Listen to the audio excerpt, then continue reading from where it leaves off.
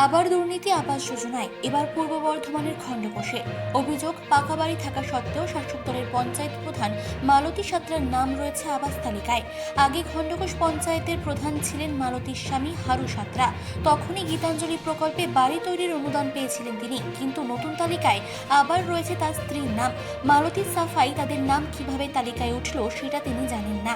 প্রধানের স্বামী বর্তমানে খণ্ডকোষ অঞ্চল তৃণমূল কংগ্রেসের সভাপতি। হারু সাঁতরার দাবি, তিনি আবেদনই করেননি, বিডিওর কাছে নাম বাদ দেওয়ার আবেদন জানিয়েছেন তিনি। জেলা শাসক আয়েশা রানী জানান, আবাস প্রকল্পে সার্ভে করার পর পাকা বাড়ির মালিকদের নাম বাদ দেওয়া হচ্ছে। আমরা সঠিক জানতাম না, এটা 18 সালের লিস্ট ছিল, 18 কিংবা 11 সালে এরকম একটা লিস্ট ছিল। যখনই আমাদের নামটা আমরা এবারে দেখলাম, তখনই সঙ্গে সঙ্গে আমি অ্যাপ্লিকেশন করেছি বিডিওতে।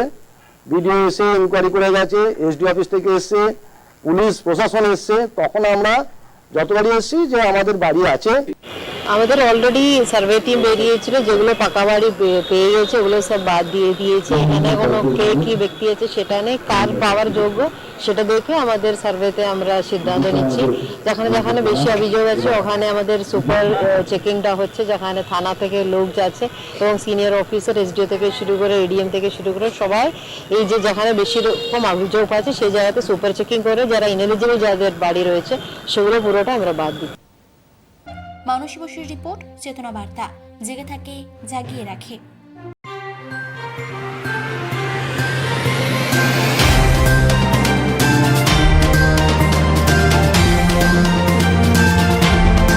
চেতনা বার্তা, জেগে থাকে, জাগিয়ে রাখে।